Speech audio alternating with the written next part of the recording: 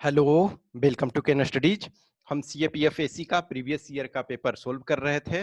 तो इसमें हम 2016 का पार्ट 4 तक सोल्व कर चुके हैं। आज 5 में हम 25 क्वेश्चन देखेंगे। इसके पहले हम 2019, 18, 17 का ऑलरेडी सोल्व कर चुके हैं। तो इसमें हम आज 25 क्वेश्चन देखेंगे। फर्स्ट क्वेश्चन है, cut motion can be introduced after the presentation of. तो देखो, any bill introduced in the parliament, no, क्योंकि ये बजट के टाइम में पेश होता है। The railway and general budget, देखो अब रेलवे बजट का कोई इंपॉर्टेंस अपने आप में नहीं रहा है, तो अब हो जाएगा, अब के केस में होगा general budget. Any private member bill, no amendment, constitutional amendment bill. देखो कट मोशन में क्या होता है कि जो लोकसभा के मेंबर, आप जान रहे हो कि जो मनी बिल होता है, यानी फाइनेंस बिल और मनी बिल, तो फाइनेंस बिल का कुछ पार्ट होता है जिसमें कि राज्यसभा के पास भी अधिकार होता है, लेकिन मनी बिल जो स्पेशल है उसमें जो होता है वो लोकसभा का एक्सक्लूसिव राइट होता है। तो लोकसभा का एक जो भी बजट पेश किया जाता है, उसमें जो फाइनेंस बिल पेश किया जाता है, उसमें क्या होता है कि लोकसभा के मेंबर ये बोल सकते हैं कि कट द मोशन, यानी कि जो भी अमाउंट उसमें डाला गया है किसी मद में खर्च करने के लिए, उसे रिड्यूस करके 1 रुपी पे कर देना। ये यदि अपोजिशन वाले का पास हो गया, यानी कि जो आपका कट मोशन यदि पास हो गया, ठीक है, तो सरकार को रेजिग्नेशन दे देना पड़ता है, क्योंकि मेजोरिटी जो है वो कॉन्फिडेंस लूज कर जाती है। तो इस वजह से तो अब रेलवे बजट का इंपॉर्टेंस नहीं है, लेकिन आपका जनरल बजट होगा। ठीक है। Who among the following divided governments into republican, monarchical and despotic? तो ये है फ्रेंच फिलोसफर है मोंटेस्क्यू। इनफैक्ट मोंटेस्क्यू ने ही आपको जो ये आपका लेजिस्लेटिव, एग्जीक्यूटिव और जुडिशरी, इसने बोला कि वाटर टाइट सेपरेशन होना चाहिए। ठीक है ना, इसमें सेपरेशन ऑफ पावर जो है इसने मोंटेस्क्यू ने ही दिया है। उन्होंने Republican, monarchical and despotic government को डिवाइड किया। रिपब्लिकन का मतलब है कि जो गवर्नमेंट के द्वारा चुने गए हैं वो रिपब्लिकन है। मोनार्किकल यानी कि जो किंग है, जैसे 2008 के आसपास तक देखो नेपाल में किंगडम हुआ करता था, या अभी भी बहुत जगह जो है मोनार्क है, लेकिन वहाँ कुछ जगह जो मोनार्क हैं वो नॉमिनल टर्म में है। और डिस्पोटिक तानाशाही, जैसे आप हिटलर, मुसोलिनी, ये सब लोगों का नाम सुने हो, तो इसका शी हो जाएगा। Next, who among the following coined the term demand polity and command polity? तो ये Lloyd I Rudolph and Susanne H Rudolph. तो ये जो है इसका मतलब होता है, डिमांड पॉलिटी का मतलब होता है, डिमांड पॉलिटी इसका मतलब है कि जो वोटर हैं, जो पब्लिक है, जो सिटीजन है, वो सुप्रीम है। जैसे है ना, we the people of India solemnly resolve, तो ये कमांड, ये डिमांड पॉलिटी है, यानी कि जनता सुप्रीम है, जनता सुप्रीम है ये करके, और उनके सुविधा के लिए जो है रिप्रेजेंटेटिव वो चुने गए हैं। अब एक है डिमांड, ये sorry, command polity. Command polity में क्या है, ये जो रिप्रेजेंटेटिव हैं वो अपने को सुप्रीम समझने लगते हैं, या जो उनके द्वारा अपॉइंटेड ऑफिसर्स हैं, जैसे एक आईएएस जो कहते हैं ना कि पीएम, सीएम, एनडीएम, तो जब ये अपने को सुप्रीम समझने लगते हैं, ये पावर इनके पास रियल में चला जाता है, तो उसे कमांड पॉलिटी कहते हैं। तो एक्चुअल में डेमोक्रेटिक सेटअप में क्या होना चाहिए, डिमांड पॉलिटी होनी चाहिए, कि जनता जो है, वोटर जो है, पब्लिक जो है, सिटीजन जो है, वो सुप्रीम है। तो ये इसको जो क्वाइंट किया था, ये आपका लॉयड आई रुडोल्फ और सुजान एच रुडोल्फ ने किया। तो ए इसका आंसर हो जाएगा। नेक्स्ट है, which of the following statements about Bengali literary epic Meghnad Vadh Kavya is are correct? तो it was written by Michael Madhusudan Datta, हाँ सही है। It draws upon existing Hindu and Jain traditions of Ramayana, सही है। It was translated into Assamese and Hindi, तो ये आपका नहीं है। ठीक है ना, ये आपका गलत है। इनफैक्ट देखो, इस बार के लिए ये इंपॉर्टेंट अब इस वजह से भी हो जा रहा है कि रिसेंटली जो भी लॉकडाउन में है, रामायण और महाभारत को फिर से टेलीविजन पे दिखाया गया लंबे इंटरवल के बाद, तो ये आप एटलीस्ट इसको देख सकते हो। Next, which one of the following is the famous novel which one of the following is the famous novel written in इतना by नाजीर अहमद? तो नाजीर अहमद ने एक नोवेल लिखा है, वो उसका नाम आपका है ये मिरूत उल उरूस। मिरूत उल उरूस का मतलब होता है ब्राइड्स मिरर, ब्राइड्स मिरर। ठीक है। Next, Which of the following statements about the founding of Indian National Congress (INC) is are correct? तो the INC was formed in Bombay in 1885. हाँ सही है, ये 1885 के में ये इस्टेब्लिश हुआ और the first president of INC was WC Banerjee यानी उमेश चंद्र बनर्जी। तो ये दोनों स्टेटमेंट सही है, तो इसका आंसर सी हो जाएगा। Next, earliest literary reference to iron in the Indian subcontinent are found in. ये भी देखो डायरेक्ट आपका एनसीईआरटी से सच वर्बेटिम ये दिया हुआ है, तो ये आपका जो है ये हो जाएगा यजुर्वेद। ठीक है, तो इसका आंसर यजुर्वेद हो जाएगा। ऋग्वेदा जो है ओल्डेस्ट लिटरेरी सोर्स है, लेकिन जो आयरन का मिलना है वो आपका यजुर्वेद। अब इससे भी प्रूफ होता है कि जो अर्ली वैदिक पीरियड जो है उस समय आयरन, आप जान रहे हो कि इंडस वैली सिविलाइजेशन में आयरन नहीं था, तो इंडस वैली सिविलाइजेशन के बाद बीच में थोड़ा सा गैप होता है, उसके बाद जो स्टार्ट होता है अर्ली वैदिक पीरियड, तो अर्ली वैदिक पीरियड में आयरन नहीं था। लेटर वैदिक पीरियड में जो यजुर्वेद, सामवेद और अथर्ववेद जो है वो लेटर वैदिक पीरियड में लिखे गए हैं, और ऋग्वेदा जो है अर्लीस्ट है, अर्ली वैदिक पीरियड उसको कहते हैं, तो उस समय आयरन का पता नहीं था, तो इसका सी हो जाएगा। Next, match list 1 and list 2 and select the correct answer using the code given below the list। तो ये एक्चुअली एलिमिनेट कर दिया गया। इसका कारण क्या है कि एक तो ये है जैसे प्रफुल्ल चंद्र रे, तो प्रफुल्ल चंद्र रे केमिस्ट एक थे, ठीक है, ये केमिस्ट थे। इसमें होना चाहिए था प्रफुल्ल चंद्र रे के जगह जो ये एक होना चाहिए था, ये आपका होना चाहिए था पृथ्वी चंद्र रे, पीसी रे, तो पृथ्वी चंद्र रे जो हो जाता है ना टाइपिंग मिस्टेक्स एंड ऑल में, तो ये आपका चूंकि जो है the poverty problem in India, ये जो लिखे हैं ये एक्चुअली प्रफुल्ल चंद्र रे नहीं, वो भी पीसी रे हैं, लेकिन पृथ्वी चंद्र रे हैं। ठीक है, तो पृथ्वी चंद्र रे, तो ये क्वेश्चन दादा भाई नौरोजी, तो ये poverty and un British rule in India ये है। ठीक है, फिर आपका आरसी दत्त, तो ये है ऐसे ऑन इंडियन इकोनॉमिक्स, और आपका महादेव गोविंद रानाडे जो है वो आपका इकोनॉमिक हिस्ट्री ऑफ इंडिया जो है ये लिखे हैं। तो आपका जो है गलत है, ये इस क्वेश्चन ये हटा दिया गया है, लेकिन एटलीस्ट आपको जानना चाहिए। नेक्स्ट है, consider the following statements about Morley Minto reforms in of 1909। तो इसी में देखोगे कि मुस्लिम को separate electorate vote first time provide किया गया, तो they were named after the British parliamentarian Minto and Morley. ये स्टेटमेंट आपका गलत है, क्योंकि जो आपके मोर्ले थे वो सेक्रेटरी ऑफ, जो मोर्ले आपके सेक्रेटरी ऑफ स्टेट थे, सेक्रेटरी ऑफ स्टेट, और मिंटो जो थे वो वाइस रॉय थे। तो ये गलत हो गया फर्स्ट स्टेटमेंट। जब फर्स्ट स्टेटमेंट गलत हो गया तो आपको 3 option eliminate. This is the beauty of the question. They provided for limited self government by increasing the number of elected Indians in legislative council. सही है, मान चलो ये नहीं भी पता था तब भी सही ही है। They contained provisions that ensured the British officials retained their majority in the Imperial Legislative Council। हाँ सही है, तो यानी इसका आंसर बी हो जाएगा 2 and 3। Next, identify from the following the novel written by Charles Dickens that critique the adverse impact of industrialization on the poor। तो ये है hard time. Next, what is the meaning of the term humanist used during the Renaissance in 15th century Europe? It refers to the masters who taught grammar and rhetoric। तो आपका first जो है वो सही है। एक तरह से ना ये रेशनलिज्म ये सिखाता है, तो ठीक है, ग्रामर एंड रिटोरिक सही है ये।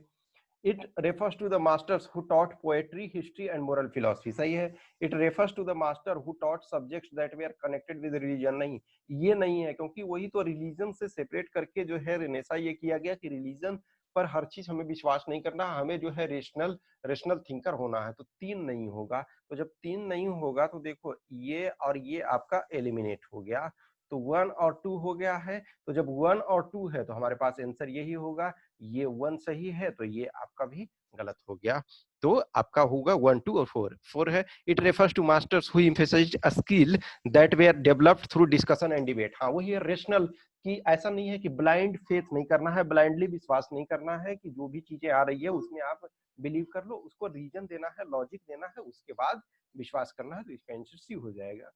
Next, which of the following was were the features of Quit India movement, तो क्विट इंडिया के फीचर्स कौन कौन थे? तो from the very beginning it was a rural revolt, तो देखो पहला गलत हो गया।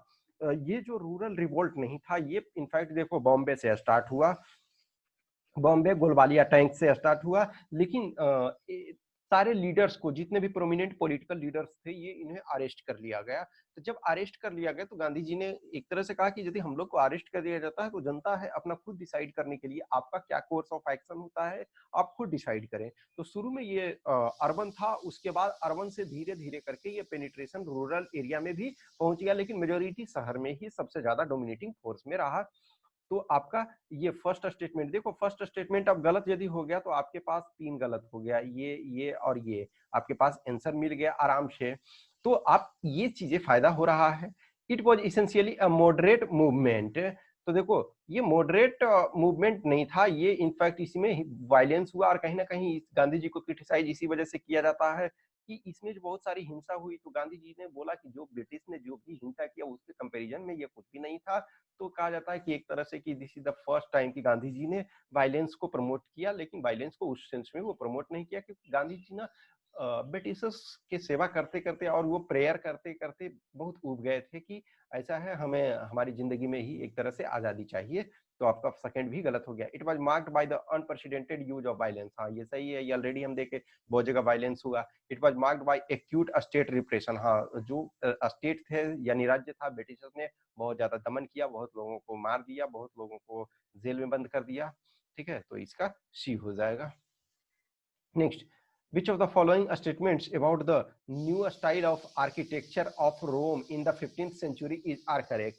It was marked by a complete break from the past. No, past से कंप्लीट ब्रेक नहीं हुआ, कुछ चीजें पास्ट का भी रखा गया, तो ये इसमें अब फर्स्ट सिर्फ एलिमिनेट हो जाएगा। ठीक है, तो ये आपका it was actually revival of the imperial Roman style, हाँ सही है, जो इंपेरियल रोमन स्टाइल था उसमें न्यू एलिमेंट्स को समावेश किया गया, तो सेकंड सही है।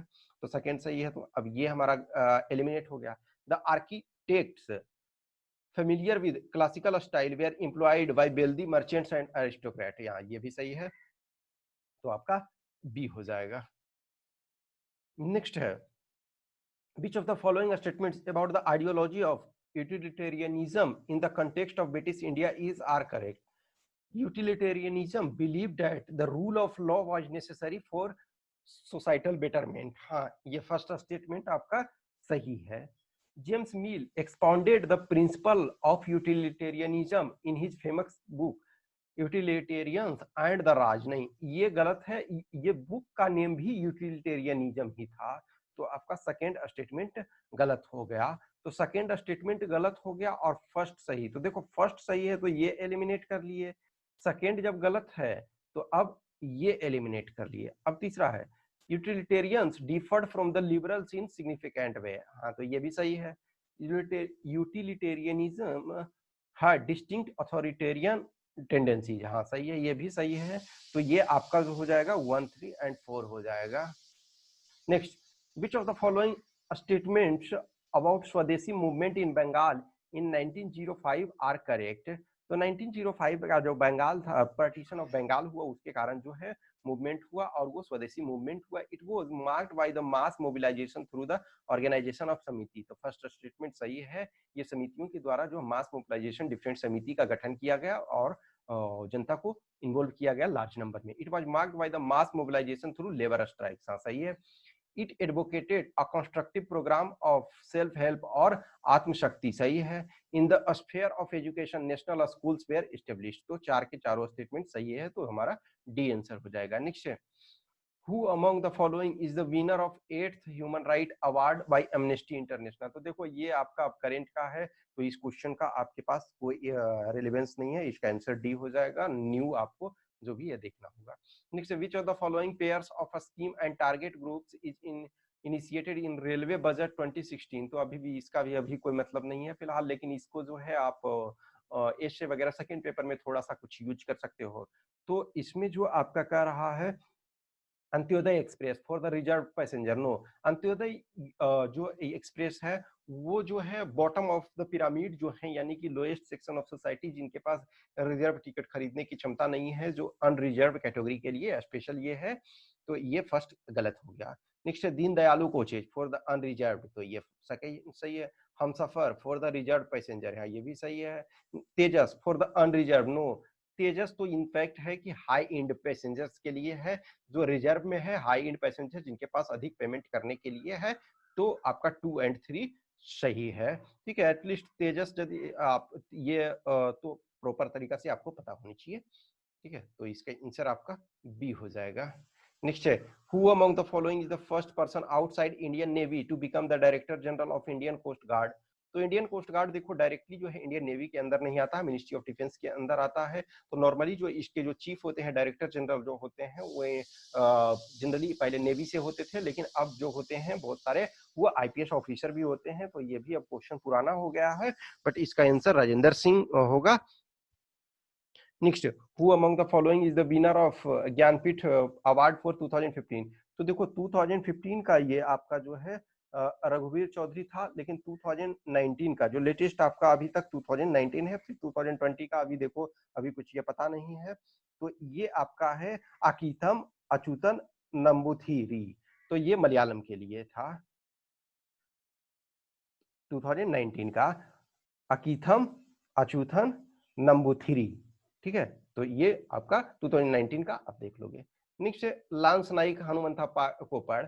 तो who was buried alive under snow by deadly avalanche at Siachen glacier, who later dies in a hospital after he was miraculously rescued by army was a soldier of। तो ये आपका जो सोल्जर थे वो आपके मद्रास रेजिमेंट जो है इंडियन आर्मी का सबसे ओल्ड रेजिमेंट है, और ये अप्रॉक्स 1750 के आसपास में, शायद 1758 में स्टेब्लिश किया गया था। तो ये पूछता है कि ओल्डेस्ट जो रेजिमेंट इंडियन आर्मी के हैं, तो वो मद्रास रेजिमेंट है। नेक्स्ट है who one of the following which one of the following was the theme state in 30th Surajkund international craft Mela. तो देखो ये अब रिलेवेंट आपका इस समय नहीं है, अब वो 2020 का, तो 2021 का तो अभी कुछ है नहीं, तो 2019 या उस ढंग से जो भी है लेटेस्ट आपके पास जो रहेगा वो उसको, तो इसमें था तेलंगाना था, लेकिन इसका अभी हमें पास कोई मतलब नहीं है। नेक्स्ट है department of industrial policy and promotion government of India has recently decided to set up India first defence industrial park. तो ये अभी फिलहाल अब जो इसका इंपॉर्टेंस अभी नहीं है, अदरवाइज ये आपका इसका आंसर बी हो जाएगा। लेकिन देखो अभी जो है डिफेंस के लिए डिफेंस एक्सपो लास्ट में जो है लास्ट अभी स्टार्ट आप ये आपका ऑर्गेनाइज किया गया लखनऊ में। Who among the following scientist of Indian origin is or has been the president of Royal Society? तो ये कह रहा है कि इंडियन प्रेसिडेंट कौन रह चुके हैं, तो ये आपके हैं वेंकट रमन रामाकृष्ण वेंकी, ये इनको केमिस्ट्री में नोबेल प्राइज मिला है। Largest green house gas leakage in US history took place in February the gas was. तो अब ये फिलहाल के लिए देखो ये सब है पॉइंट्स यदि है तो आप ऐसे में इस सब चीज को, जो हजार्ड इस समय भी देखो आंध्र प्रदेश में आपका हजार्ड हुआ, डिफरेंट जगह पे होते रहते हैं, और हमारा भोपाल गैस ट्रेजेडी जो है मिथाइल आइसोसाइनेट, तो ये इस टाइप का जो है इस कंटेंट को आप ऐसे में डाल सकते हैं, तो इसका ये मीथेन हो जाएगा। Next, which of the following statement is are correct? Gravitational waves were predicted by Albert Einstein in 1916 and the basis of his theory is general relativity। तो ये आपका स्टेटमेंट सही है, फर्स्ट स्टेटमेंट सही है, जनरल थ्योरी ऑफ रिलेटिविटी जो Einstein ने दिया उसके आधार पर।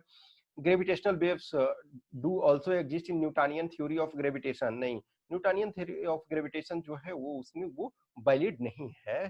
ठीक है, नेक्स्ट है gravitational waves are to be detected by very sensitive detectors known as interferometers. तो ये सही है, इनफैक्ट ये क्वेश्चन अभी भी रिलेवेंट है, ये जो है टाइम इमेमोरियल क्वेश्चन है। तो ये 25 क्वेश्चंस हो गए, इसमें से क्वेश्चन नंबर 8 जो था वो प्रफुल्ल चंद्र रे की जगह वो पृथ्वी चंद्र रे होना चाहिए था, पीसी रे, तो ये क्वेश्चन को हटा दिया गया था, और बाकी क्वेश्चंस के यहाँ और कुछ जो करेंट है उसे आपको अपडेट कर लेना है। और अब जो 105 क्वेश्चन 2016 में हो गया, अब जो नेक्स्ट एक और लेक्चर बनेगा उसमें आपका ये हम देखेंगे जो क्वांट वाला सेक्शन, जो एप्टीट्यूड वाला जो सेक्शन है उसको देखेंगे, तो 2016 का पेपर 1 कंप्लीट हो जाएगा। उसके बाद हम सेकेंड पेपर देखेंगे। ठीक है, सेकेंड पेपर में भी हम 3 इयर्स का ऑलरेडी डिस्कस कर चुके हैं, 19, 18 और 17 का हम कंप्लीट सॉल्यूशन भी प्रोवाइड कर चुके हैं। तो I hope you enjoy this session. आप क्वेश्चंस को देखते रहें, क्योंकि बहुत सारे क्वेश्चंस में देखते हो ना कि सारी चीजें नहीं भी मालूम है, तो कुछ एक पॉइंट आपको मालूम है तो उससे आंसर बन जा रहा है, और ये आपको बहुत हेल्पफुल होगा। Okay, thanks for watching this.